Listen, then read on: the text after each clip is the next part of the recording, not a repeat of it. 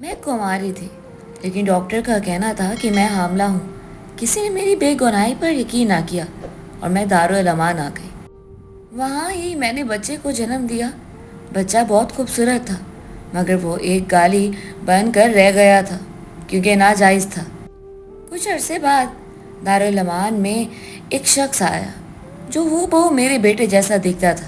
اس نے مجھ سے ایسی بات کہی جسے سن کر میری روح فنا ہو گئی، کیونکہ میرے بچے کا میرا نام ماریا ہے اور میری بہن کا نام عالیہ ہے، جو مجھ سے 4 سال بڑی ہے۔ ہم دونوں اپنے والدین کی بس 2 ہی بیٹیاں ہیں، ہمارا اور کوئی بھائی بہن نہیں۔ میں نے ایک غریب گھرانے میں آنکھ کھولی۔ ابا ایک معمولی سی فیکٹری میں ملازمت کرتے تھے، جس سے تنخواہ اتنی آتی تھی کہ بس گزارا ہو رہا تھا۔ اسی لیے اماں ابا کا ساتھ دیتی تھی اور محلے بھر کے کپڑے سلائی کر کے تھوڑے بہت پیسے جمع کرنے کی کوشش کرتی تھی۔ مجھے غربت بالکل پسند نہیں تھی، یوں کہیں کہ میں ایک ناشکری لڑکی تھی، جبکہ میرے برعکس عالیہ صبر شکر کرنے والی خاموش صابر لڑکی تھی، جسے کسی چیز سے کوئی فرق نہیں پڑتا تھا۔ مگر میرے خواب بہت اونچے اونچے تھے، میں بہت بڑے بڑے خواب دیکھنے لگی تھی۔ ایک تو ہم دونوں بہنیں بے حد خوبصورت اور حسین تھیں، اسی لیے بھی میں سوچتی تھی کہ خوبصورت لڑکیوں کو غریب نہیں ہونا چاہیے، ان پر یہ غربت سوٹ نہیں کرتی۔ ہم دونوں بہنیں اتنی خوبصورت ہیں تو ہمیں کسی بڑے گھرانے میں پیدا ہونا چاہیے تھا۔ اسی لیے میں نے سوچ رکھا تھا کہ پڑھ لکھ کر اس قابل ہو جاؤں گی، اپنے گھر سے غربت ہی ختم کر دوں گی اور اپنے ماں باپ کے لیے بڑا عالی شان گھر بناؤں گی اور اپنی بہن کی شادی اچھی جگہ کروں گی۔ اماں ابا نے مجھے گورنمنٹ اسکول میں ڈال رکھا تھا، کیونکہ پرائیویٹ اسکول میں پڑھانے کی ان کی سکت نہیں تھی، نہ ہی وہ پرائیویٹ اسکول کی فیس افورڈ کر سکتے تھے۔ میں دل لگا کر پڑھائی کرتی اور خوب محنت کرتی، کیونکہ مجھے اپنے گھر کے حالات کو بدلنا تھا اور میں نے سوچ رکھا تھا کہ میں آگے بھی اپنی تعلیم جاری رکھنے کی کوشش کروں گی، چاہے اس کے لیے مجھے چھوٹی موٹی ملازمت ہی کیوں نہ کرنی پڑ جائے۔ پھر جب میرے پاس ایک اچھی ڈگری آ جائے گی تو میں اچھے عہدے پر فائز ہو کر اپنے گھر کے حالات بدل دوں گی۔ میں اکثر اپنے خیالات کا اظہار اپنے ماں باپ سے کرتی، جس پر وہ ہنسنے لگتے اور کہتے کہ اللہ تمہیں تمہارے مقصد میں کامیاب کرے، مگر تم جس کام کو آسان سمجھ رہی ہو نا، وہ آسان کام نہیں ہے۔ آج کل رشوت کے بغیر کچھ بھی نہیں ہو سکتا۔ جس پر میں انہیں جواب دیتی کہ آپ دیکھیے گا ابا، میں اپنے مقصد میں کامیاب ضرور ہوں گی۔ اگر میں نہیں جانتی تھی کہ مجھے میرا مقصد مل تو جائے گا، مگر اس کے لیے مجھے اپنی عزت کو داؤ پر لگانا پڑ جائے گا۔ میری بہن عالیہ بھی میٹرک سے فارغ ہوئی تھی جب اماں ابا کو اس کی شادی کی فکر ستانے لگی، چونکہ ہمارے خاندان میں کم عمری میں شادی کا رواج تھا، تو اسی لیے بھی اماں ابا اس کے لیے رشتہ ڈھونڈنا شروع ہو گئے۔ مگر مجھے یہ بات سمجھ نہیں آ رہی تھی، نہ مجھے یہ بات اچھی لگ رہی تھی بھلا ابھی عالیہ کی عمر ہی کیا تھی جو اماں ابا اس کے لیے رشتہ تلاش کر رہے تھے۔ میں چاہتی تھی کہ میں پڑھ لکھ کر کسی اچھے عہدے پر فائز ہو جاؤں، پھر اپنی بہن کی شادی اچھے سے گھر میں کرواؤں۔ اگر میرے اماں ابا کو میری بہن کی شادی کرنے کی کچھ زیادہ ہی جلدی تھی، اور عالیہ تو ویسے بھی اس طرح کی لڑکی تھی کہ اماں ابا جو اسے کہتے تو وہ خاموشی سے ان کی بات مان لیتی۔ اماں ابا کی خوشی میں ہی اس کی خوشی تھی، اسی لیے اس نے بغیر کوئی اعتراض کیے اماں ابا پہ سارا فیصلہ چھوڑ دیا۔ مگر کافی تلاش کے بعد بھی اماں ابا کو عالیہ کے لیے رشتہ نہیں مل رہا تھا۔ وہ چاہتے تھے کہ عالیہ کی شادی کسی اچھی جگہ طے ہو جائے، مگر عالیہ کے لیے جو بھی رشتہ آتا انتہائی عجیب اور غریب ہوتا، جیسے کسی موچی کا رشتہ آ گیا، یا پھر کوئی بڑے گھر میں چھوٹی سی ڈرائیور کی نوکری کر رہا ہے، یا پھر کوئی دفتر میں صفائی کا کام کر رہا ہے۔ ابا عالیہ کے لیے ایسا رشتہ نہیں چاہتے تھے، اسی لیے انہوں نے ان تمام رشتوں کو منع کر دیا تھا۔ پھر کچھ دن گزرے کہ رشتے والی آنٹی نے میری اماں کو ایک بہت ہی اچھے رشتے کا بتایا۔ لڑکے والے جہیز نہیں لینا چاہتے تھے، انہیں صرف اچھی نیک اور سلجھی ہوئی لڑکی سے مطلب تھا۔ ویسے بھی لڑکا باہر کے ملک میں کام کرتا تھا اور شادی کے بعد اپنی بیوی کو باہر لے جانے کا ارادہ رکھتا تھا، اسی لیے بھی وہ جہیز نہیں چاہ رہے تھے۔ تھوڑی بہت چھان بین کے بعد میرے ابا نے اس رشتے کو قبول کر لیا۔ میں تو اپنی بہن کے لیے بے حد خوش تھی، کیونکہ وہ شادی کر کے باہر چلی جاتی اور پھر مجھے بھی وہاں اپنے پاس بلاتی۔ میں بہت خوش تھی اور خوشی خوشی اپنے خواہشات کا اظہار بھی کر رہی تھی، جس پر اماں ابا اور عالیہ مسکرا دیتے फिर अब्बा कहते कि तुम फिक्र नहीं करो बेटा, मैं तुम्हारे लिए भी कोई ऐसा ही रिश्ता ढूंढ लूँगा। मगर मैं मना कर देती क्योंकि मैं खुद मेहनत करके पैसा कमाना चाहती थी। फिर 2-3 रोज़ में आलिया के ससुराल वाले आए और उसे अंगूठी पहनाकर और शादी की तारीख देकर चले गए, क्योंकि लड़का चंद दिन की छुट्टियां लेकर पाकिस्तान आया था। इसीलिए भी उन लोगों ने जल्दी मचा रखी थी। हमने अपनी हैसियत के मुताबिक तैयारियां शुरू कर दी। आखिरकार वो दिन भी आ गया जिसका हम सबको इंतज़ार था। आलिया दुल्हन बनी क़यामत ढा रही थी। निकाह के वक्त अम्मा अब्बा और आलिया की आंखें नम थी, मगर मैं ये सोच रही थी कि आलिया से कहूँगी कि बाहर जाते ही वो मुझे जल्द अपने पास बुलाने का इंतज़ाम कर दे। फिर मैं वहाँ जॉब करके अपने ख्वाबों को पूरा करूँगी और फिर अपने अम्मा अब्बा को भी वहीं बुलाऊँगी। मगर शायद अभी मेरे ख्वाबों के पूरा होने में कुछ वक्त था।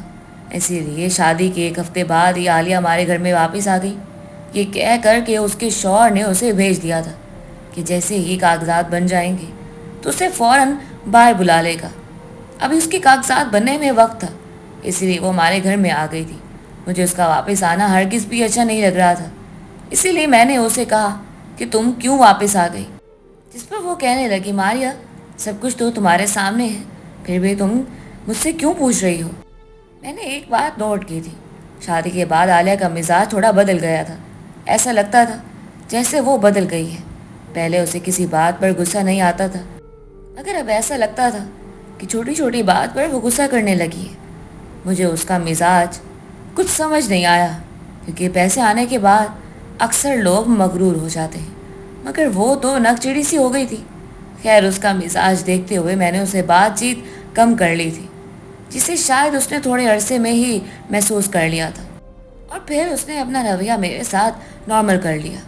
फिर एक दिन आलिया मेरे पास खुशी खुशी आई और मुझे खुशखबरी सुनाने लगी कि उसके कागजात मुकम्मल हो चुके हैं और अब वो बाहर जाने की तैयारी कर रही है। मैं उसकी बात सुनकर बेहद खुश हुई और उसके बाहर जाने में उसकी मदद करने लगी। मगर मैंने देखा कि जैसे ही उसके कागजात मुकम्मल हुए हैं, उसकी खुशी आहिस्ता आहिस्ता थोड़ी मांद पड़ने लगी थी। मैंने उससे पूछा तो उसने कहा कि अम्मा आबा से दूरी मैं कैसे बर्दाश्त करूंगी। मैंने देखा मेरे माँ बाप भी आलिया के बाहर जाने का सुनकर उदास रहने लगे थे, जिस पर मैंने उन्हें समझाया कि सालों बाद तो आपकी एक बेटी के नसीब खुलने लगे और आप उस पर उदास हो रहे हैं। क्या आप दोनों को खुशी नहीं हुई? मेरे अम्मा अब्बा दुख भरे अंदाज में कहने लगे, खुशी तो बेटा बहुत हुई है, मगर एक बेटी के दूर जाने का सोच कर ही दिल भर आया है। उनकी बात पर भी मैं चुप हो गई। शायद वो वक्त ही ऐसा होता है। फिर अल्लाह अल्लाह करके वो दिन आ गया जिसका आलिया से ज़्यादा मुझे इंतज़ार था। मैं अम्मा अब्बा के साथ आलिया को एयरपोर्ट छोड़ने गई थी और फिर उसे जाते हुए एक बात की तलकीन करती रही कि वहाँ जाते ही मुझे अपने पास बुलाने का जल्द से जल्द इंतज़ाम करना। मैं अपने ख्वाबों को जल्द से जल्द पूरा करना चाहती हूँ। फिर आलिया हम सब से मिलकर इस मुल्क को छोड़कर चली गई। आलिया के जाने से मैं अकेली पड़ गई थी, मगर मैं ये सोचकर खुश और मुतमईन हो जाती कि कुछ ही दिनों में आलिया मुझे अपने पास बाहर बुलाने वाली है। मेरी आलिया से बात नहीं हो पा रही थी। मुझे समझ नहीं आ रहा था कि हम आलिया से कैसे रब्ता करें, क्योंकि हमारे घर में मोबाइल तो था मगर इंटरनेट की सहूलत नहीं थी और इतने पैसे भी नहीं थे कि हम इंटरनेट का कोई पैकेज ही करवा लेते। इसलिए मैं आलिया से रब्ता करने की खातिर पड़ोस में रहने वाली अपनी दोस्त मुस्कान के घर जाने लगी। मुस्कान का ताल्लुक एक अमीर कबीर और खाते पीते घराने से था, मगर मेरे अब्बा को मेरी मुस्कान से दोस्ती बिल्कुल पसंद नहीं थी। वो मुझे हर वक्त रोकते टोकते रहते थे कि मैं मुस्कान के साथ ज़्यादा दोस्ती ना बढ़ाऊँ और उसके घर आना जाना इंतहाई कम कर दूँ। मगर मुझे अमीर लोगों से दोस्ती करने का बहुत शौक़ था और फिर मुस्कान तो मेरे बहुत काम आती थी। एक दिन मुझे आलिया की बहुत याद सताने लगी तो मैं अम्मा को बताकर उसके घर चली आई। अम्मा मुझे रोकती रह गई कि तुम्हारे अब्बा को तुम्हारा मुस्कान के घर जाना बिल्कुल पसंद नहीं है, लेकिन मैं उनकी बात अनसुनी करते हुए ये कहकर चली गई कि मुझे आलिया की बहुत याद आ रही है और मुझे उससे पूछना है कि वो मुझे अपने पास कब बुलाएगी। मुस्कान के घर आकर मैं आलिया से बात कर रही थी, मगर मैं नहीं जानती थी कि वहाँ मेरी आलिया से हुई बातों को मुस्कान के अलावा उसका भाई भी सुन रहा है, जो कि इंतहाई बदनीयत किस्म का बंदा था। मैं नहीं जानती थी कि मेरा मुस्कान के घर जाकर عالیہ سے بات کرنا میری زندگی کو داؤ پر لگا دے گا اور مجھے برباد کر دے گا۔ میں عالیہ سے کہنے لگی، عالیہ تمہیں وہاں گئے ہوئے کتنے دن ہو گئے ہیں، مگر تم نے مجھے ابھی تک اپنے پاس نہیں بلایا۔ میں تمہارا کتنا انتظار کرتی ہوں۔ جس پر عالیہ کہنے لگی، یہ سب اتنا آسان نہیں ہے جتنا تمہیں لگ رہا ہے۔ تم جانتی ہو کہ مجھے بھی حمزہ نے کتنے مہینوں بعد اپنے پاس بلایا ہے، کیونکہ یہ سب اتنا آسان نہیں ہوتا۔ میں کوششوں میں ہوں، جیسے ہی میری کوشش کامیاب ہوگی میں تمہیں اپنے پاس بلا لوں گی۔ اس کے بعد پر میں نے کہا، ہاں تم جتنا جلدی ہو سکے کوشش کرو، بس میں کسی طرح تمہارے پاس آنا چاہتی ہوں۔ مجھے پیسے چاہیے، میں پیسے کے لیے کچھ بھی کر سکتی ہوں، تم جو بولو گی میں کروں گی، مجھے پیسہ کمانا ہے۔ میری باتیں سن کر مسکان کے بھائی کا شیطانی دماغ چلنے لگا۔ پھر جب میں عالیہ سے بات کر کے اپنے گھر کی طرف آ رہی تھی تو مسکان کے بھائی نے میرا راستہ روکا اور پھر مجھے کہنے لگا، تمہیں پیسے کمانے ہیں؟ میں نے کہا، ہاں مجھے پیسے کمانے ہیں اور اس کے لیے میں کچھ بھی کر سکتی ہوں۔ وہ شاید میری زندگی کی سب سے بڑی بول تھی، جس پر مسکان کے بھائی عادل نے مجھ سے کہا کہ کچھ بھی کر سکتی ہو؟ میں نے کہا، ہاں میں کچھ بھی کر سکتی ہوں۔ تو اس نے کہا، بس ٹھیک ہے، پھر تم میرے ساتھ کل صبح چلنا۔ ایک بہت اچھی نوکری ہے جس کے اندر زیادہ تعلیم کی بھی ضرورت نہیں ہے، میں تمہیں وہاں لے جا سکتا ہوں، تو وہاں پہ جاب کر کے بہت جلد امیر بن جاؤ گی۔ اس کی باتیں سن کر میری آنکھیں چمکنے لگیں۔ پھر میں نے اس سے اشتیاق سے پوچھا، کیا واقعی تم سچ کہہ رہے ہو؟ اس نے کہا، ہاں میں کیوں جھوٹ کہوں گا، بس تم کل صبح میرے ساتھ چلنا، ہمیں بس لاہور تک جانا ہوگا۔ اس کی بات سن کر تو میرے پیروں تلے سے زمین نکل گئی، کیونکہ میں جانتی تھی کہ میرے اماں ابا مجھے اتنا دور اکیلے بھیجنے پر کبھی رضامند نہیں ہوں گے۔ اس پر عادل میرے چہرے کے تاثرات سمجھ کر کہنے لگا کہ اگر میرے ساتھ جانے پر کوئی مسئلہ ہے تو ٹھیک ہے، ہم مسکان کو بھی ساتھ لے لیں گے، تب تو شاید تمہیں کوئی مسئلہ نہیں ہوگا۔ اس کی یہ بات سن کر میں مطمئن ہو گئی، کیونکہ میں جانتی تھی کہ میرے اماں ابا مسکان کے ساتھ مجھ جانے پر نہیں روکیں گے۔ تھوڑی بہت بحث کے بعد میں انہیں منا ہی لوں گی، مجھے اتنا خود پر یقین تھا۔ اور پھر ایسا ہی ہوا، میں نے گھر آ کر اپنے اماں ابا سے بات کی، جس پر پہلے شروع میں تو انہوں نے مجھے روکنے کی بہت کوشش کی، مگر جب میں نے زیادہ ضد کی تو انہوں نے مجھے مسکان کے ساتھ جانے کی اجازت دے ہی دی۔ میں بے حد خوش تھی، مجھے لگ رہا تھا جیسے بس اب میرے سپنوں کا محل پورا ہونے والا ہے۔ میں نے جو خواب دیکھے تھے، مجھے اس کے لیے اتنی جتن کرنے کی ضرورت نہیں پڑے گی۔ ہاں ٹھیک ہے، جب عالیہ مجھے بلائے گی تب میں اس کے پاس چلی جاؤں گی، مگر اس سے پہلے میں خالی ہاتھ کیوں رہوں؟ اس سے بہتر ہے کہ میں کوئی کام کر کے جلدی امیر ہو جاؤں اور پھر ہر ملک کی سیر کروں۔ میں خود کو خیالوں ہی خیالوں میں کہیں کی ملکہ تصور کرنے لگی تھی۔ پھر اگلے دن صبح ہی مسکان کی طرف چلی آئی اور پھر مسکان کا بھائی عادل مجھے اور مسکان کو لے کر لاہور چلا آیا، جہاں اس نے اپنی بہن مسکان کو یہ کہہ کر وہاں سے بھجوا دیا کہ تمہاری جو دوست یہاں رہتی ہے تم اس سے مل لو، میں ماریا کا کام کر کے رات تک وہیں آ جاؤں گا۔ مجھے عادل کی یہ بات سن کر بے چینی اور گھبراہٹ ہونے لگی تھی۔ عادل نے میرا چہرہ دیکھا اور کہا، وہاں سے تو میں نے تمہیں اس لیے کہا کیونکہ تمہارے ماں باپ تمہیں صرف میرے ساتھ بھیجنے پر رضامند نہیں ہوتے، مگر اب تم جاب کرو گی تو تھوڑا آزاد خیال بنو۔ مسکان کو ساتھ لے کر کیوں جائیں جب اس کا وہاں کام ہی نہیں ہے؟ اچھا نہیں ہے کہ یہ یہاں پر اپنی کسی سہیلی سے مل لے؟ تو تم اپنا کام کرتی رہنا، پھر واپسی پر ہم تینوں ساتھ چلیں گے۔ عادل نے کچھ اس طرح سے مجھے باتوں میں الجھا دیا تھا کہ میرے پاس اس کی بات ماننے کے سوا کوئی چارہ نہیں تھا۔ پھر مسکان وہاں سے اپنی دوست کے گھر چلی گئی اور جاتے جاتے مجھے تلقین کرنا نہیں بولی کہ جیسے ہی کام سے فارغ ہو جاؤ ماریا تو ضرور مجھ سے رابطہ کرنا کہ تم یہاں سے میرے ساتھ آئی ہو، تمہارے ماں باپ نے یہاں تمہیں میری ذمہ داری پر بھیجا ہے۔ میں نے مسکان کی طرف دیکھا اور پھر اسے گلے لگاتے ہوئے کہا، تم فکر نہیں کرو، میں جیسے ہی فارغ ہوں گی تمہارے پاس چلی آؤں گی۔ اور پھر اس کے بھائی عادل کے ساتھ ایک ہوٹل میں چلی آئی۔ ہوٹل کو دیکھتے ہی میں حیران رہ گئی۔ میں نے عادل کی طرف دیکھا اور کہا، یہ تم مجھے کہاں لے کر آئے ہو؟ جس پر اس نے کہا، جس بندے کے ساتھ ہماری میٹنگ ہے وہ میں یہیں ملنے کا کہہ رہا تھا۔ زندگی میں پہلی بار مجھے ایسا لگا جیسے میں نے کوئی بہت ہی غلط قدم اٹھا لیا ہے۔ میں نے عادل سے کہا، اسی ہوٹل میں ہی کیوں، اور کوئی جگہ نہیں ملی تھی؟ جس پر وہ کہنے لگا، تمہارا دماغ ٹھیک ہے؟ بڑی بڑی کمپنیوں کے مالک اسی طرح بڑے بڑے ہوٹلوں میں میٹنگ ارینج کرتے ہیں۔ مجھے تو لگتا ہے جیسے تمہیں امیر بننا ہی نہیں ہے۔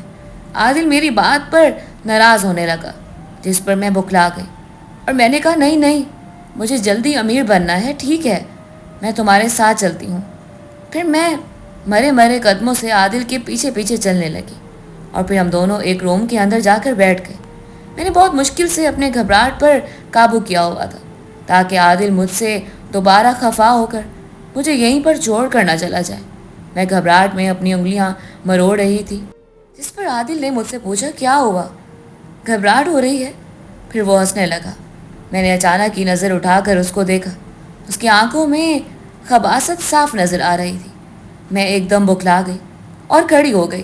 پھر میں نے عادل سے کہا عادل میں تمہارے ساتھ پھر کبھی آ جاؤں گی، ابھی مجھے بہت گھبراہٹ ہو رہی ہے، مجھے ایسا لگ رہا ہے جیسے میری طبیعت ٹھیک نہیں ہے۔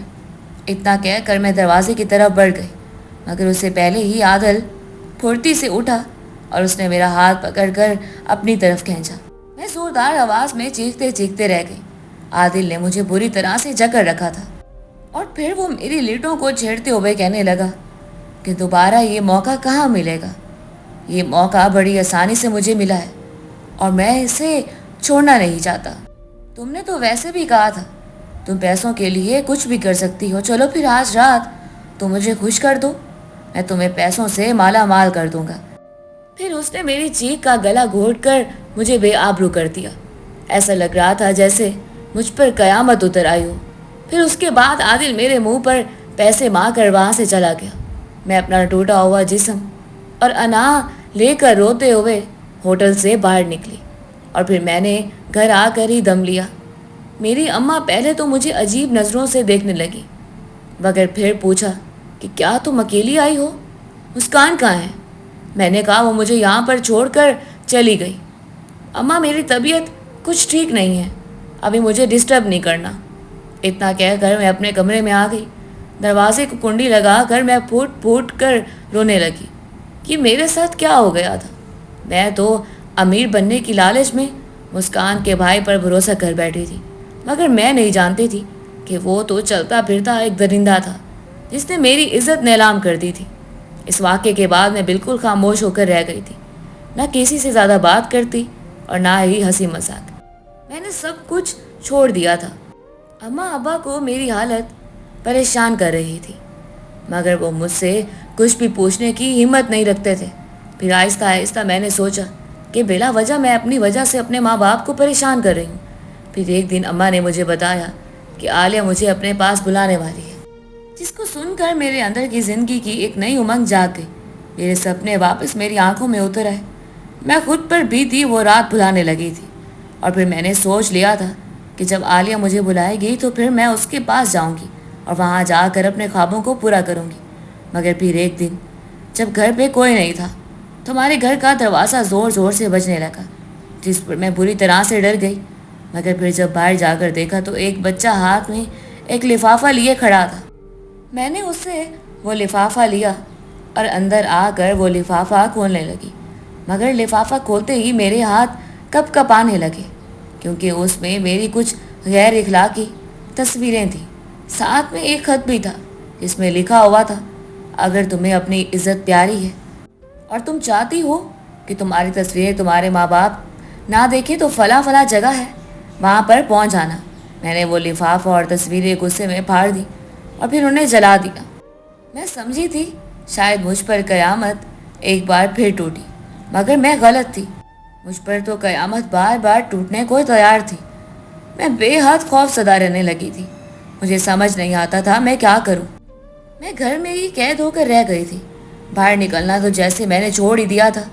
میرا دل بہت چاہتا تھا میں مسکان کو جا کر سب بتا دوں، مگر اس خط میں مجھ سے یہ بھی کہا گیا تھا اگر میں نے یہ بات کسی کو بتانے کی کوشش کی تو میری تصویریں سوشل میڈیا پر وائرل کر دی جائیں گی۔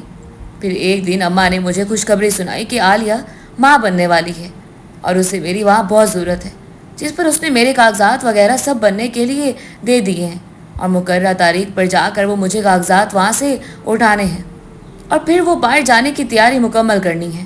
اماں کی یہ بات سن کر میں بے حد خوش ہوئی۔ مجھے ایسا لگا جیسے بس مجھے اسی بات کا انتظار تھا۔ پھر آہستہ آہستہ میں باہر جانے کی تیاری کرنے لگی اور پھر کچھ وقت بعد میں اما ابا کے ساتھ جا کر کاغذات لے آئی اور پھر 1 ہفتے بعد ہی میری دبئی کی فلائٹ تھی۔ اما ابا میرے دبئی جانے پر بے حد غمگین اور افسردہ تھے۔ اما مجھے کہنے لگی کہ ایک بیٹی تو دور ہو گئی تھی، ہمیں اب دوسری کو بھی خود سے دور کرنا پڑ رہا ہے، جس پر میں نے اما کو گلے لگائے اور کہا آپ فکر مت کریں، میں کچھ ہی دنوں میں آپ کو اپنے پاس بلا لوں گی۔